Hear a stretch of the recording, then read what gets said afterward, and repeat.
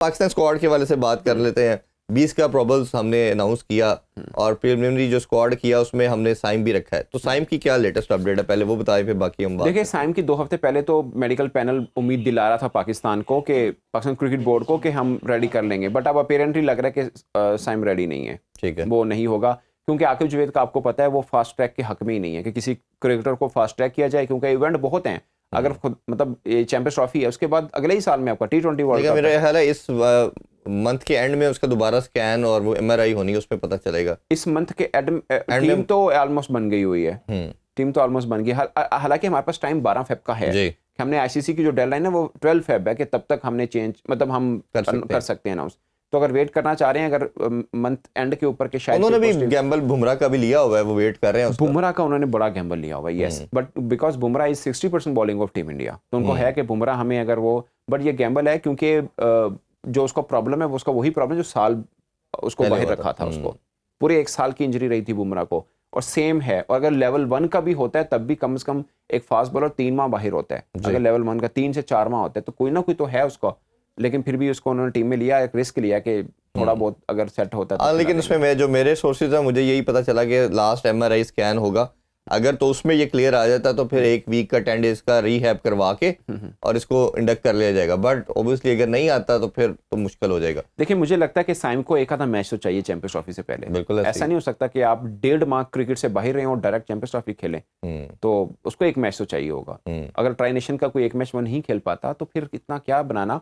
I know कि बहुत important है, उसकी वजह से कॉम्बिनेशन बना हुआ है, बट अगर वो नहीं अवेलेबल या इतना रिस्क लेने की फिर जरूरत नहीं है, फिर आप किसी ओपनर को खिलाइए, या मुझे ज़्यादातर पे लगता है कि फिर फ़खर और बाबर। अच्छा, ये भी एक नई बहस हो, ये भी एक नई बहस हो, ये शुरू की थी मैंने ही। मुझे पता है क्यों लगता है, खुशदिल शाह का शायद किसी और ने भी बात की, बट सबसे मैंने भी इसके हवाले से की, आपने भी की होगी जी। मैंने इसलिए पहले की थी कि अगर आपके पास साइम नहीं है तो आपके पास छठा बॉलर नहीं। अच्छा, इसमें जब हम पहले 15 की बात कर लेते हैं फिर कॉम्बिनेशन की बात करते हैं।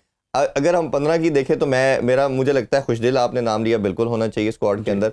दूसरा साजिद खान भी मस्ट होना चाहिए, स्पिनर जी को इन पिचेस पे। और सबसे उसकी यूटिलिटी जो अब नजर आई, जो लास्ट हमने वेस्ट इंडीज के अगेंस्ट मैच देखा, न्यू बॉल के साथ रिसेंट पास्ट में मैंने किसी बॉलर की इतनी अच्छी ड्रिफ्ट नहीं देखी, इतना अच्छा स्पिन नहीं देखा। आल्दो के विकेट बड़ा उसको सपोर्ट करी थी। की बात करें, स्पिन की ना करें, क्योंकि चैंपियंस ट्रॉफी में इतना बड़ा स्पिन मिलेगा नहीं। फिर भी आप ये देखें, बाकी किसी बॉलर के, उनके बॉलर से भी न्यू बॉल से बॉल की, हमारे बाकियों ने भी की, बट जो इसको मिली वो किसी को नहीं मिली। फिर ये तगड़ा है, पेचा डालता है, 7वें 8वें नंबर पे छक्के भी मार सकता है, फील्डर भी ठीक है, तो घबराता नहीं है। तो ये तमाम बॉक्सेस को टेक करता है। तो ये 2 प्लेयर ऐसे हैं जो अभी स्क्वाड में मुझे लगता है कि ऐड करने चाहिए थे। इमाम को ग्रीन सिग्नल मिला ही हुआ है, मेरा ख्याल है अगर साइम नहीं होता तो इमाम तो मस्ट आएंगे कहीं ना कहीं।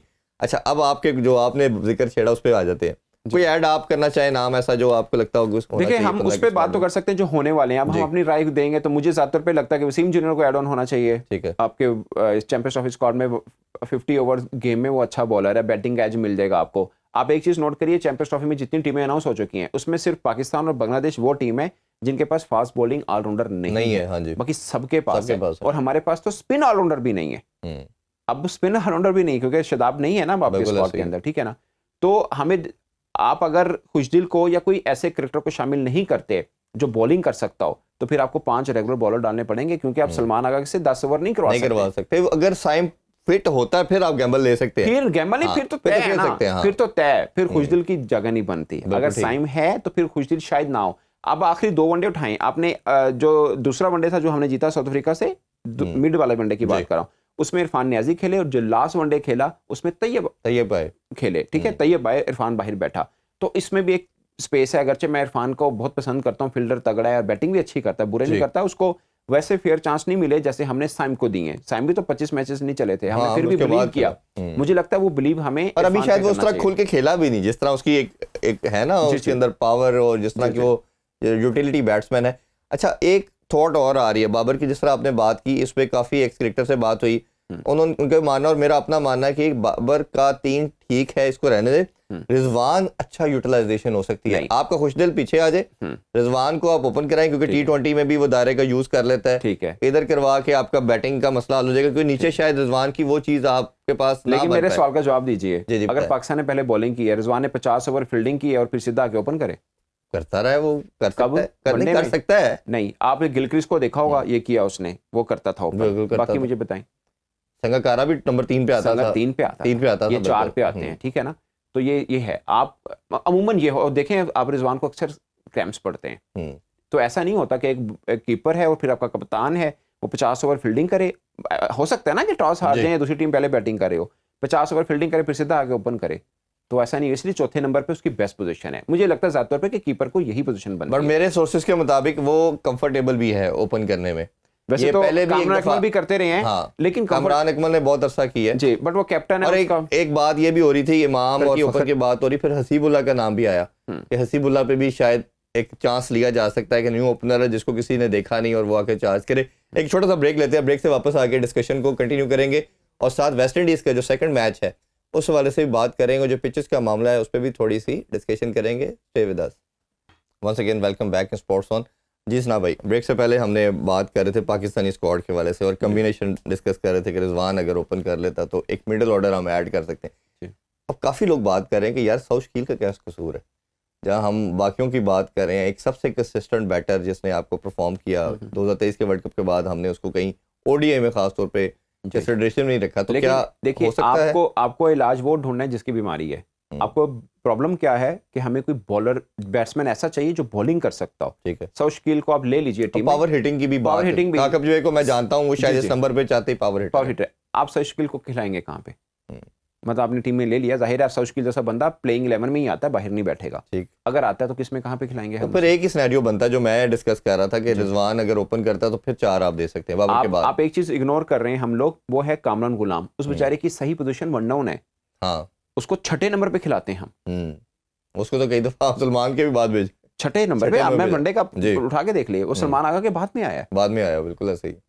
आपको याद, सलमान आगा आउट हुआ, सलमान आगा आउट हुआ तो वो आया था ना, आया था और पहली बॉल पे वो बेचारा आउट हो गया। हाँ। तो उसने, ये हमारा बड़ा एक अलमिया है कि किसी प्लेयर को जो उसका प्लेस होती है उससे ऑल्टर करते हैं। वो होता है ऐसा, जब सीनियर क्रिकेटर खेल रहे हो तो दूसरों को बेचारे को फिर उसकी पोजीशन नहीं मिलती तो वो नीचे खेलता है। बाजू का सलमान से पहले भी आ जाता है, बट पॉइंट इज के रिजवान की चौथी पोजीशन है, वो लगातार उसमें खेल रहा है। आप देखिए, आप एक को डिस्टर्ब कर सकते हैं, आप सबको डिस्टर्ब ना करें। अगर आप रिजवान को उठा के ऊपर डालेंगे तो फिर नीचे सारे का सारा डिस्टर्ब होगा। मिड है ना, चौथा नंबर है, इसको उठाएंगे फिर सारा मिलेगा। एज पर यू फिर ये नहीं बेहतर कि इमाम को, अगर let's suppose God forbid Saim नहीं होता तो फिर इमाम और फखर को करा के, क्योंकि इमाम ने परफॉर्म तो किया हुआ ठीक है, इमाम, फखर, बाबर आजम वन डाउन, चौथे नंबर के ऊपर आगे आपके पास रिजवान, पांचवे के ऊपर आगे आपके पास सलमान आगा, छठे के ऊपर आगे कामरान गुलाम, सातवां कौन खेलेगा? फिर आपको कंप्रोमाइज करना पड़ेगा इरफान नियाजी पे। फिर आप खुशदिल के साथ आते हैं, वो तो दोनों में से एक ही खिला सकते हैं आप। फिर खुशदिल के साथ आएंगे ना, नहीं फिर मजबूरी है ना, आपको एक बल्लेबाज ऐसा चाहिए जो 4 ओवर कर सके। प्रॉब्लम ये है साइम के ना होने का, आपके पास साइम नहीं है, आपके पास वो नहीं है, शदाब नहीं है। अब एक चीज देखिए ना, आपको प्रॉब्लम ये आ रहा है, आपके पास स्पिन ऑलराउंडर नहीं है, आपके पास फास्ट बॉलिंग ऑलराउंडर नहीं है। अगर एक भी होता ये प्रॉब्लम ना होता, आप अपनी मर्जी से ओपनर रख सकते थे। इश्यू ये है, आपके पास 4 बॉलर हैं, आप शहीन नसीम हारिस के साथ जाएंगे, चौथा स्पिनर है अबरार, मुझे लगता है इस कंडीशन में अच्छा नहीं रहेगा, बट क्योंकि पीछे अच्छा खेल के आया है तो उसको लेके जाएंगे। बट मुझे ज्यादातर पे लगता है कि शायद उसामा मीर बेहतर था, शायद सुफियान वकीम के प्लेइंग 11 में जगह बनती, बट अज्यूम के अबरार खेल रहे हैं। 40 ओवर हो गए। आपने एक चीज नोट की, हम ऑस्ट्रेलिया खेल के आए हैं, आपने कितने मैचेस में 50 ओवर किए?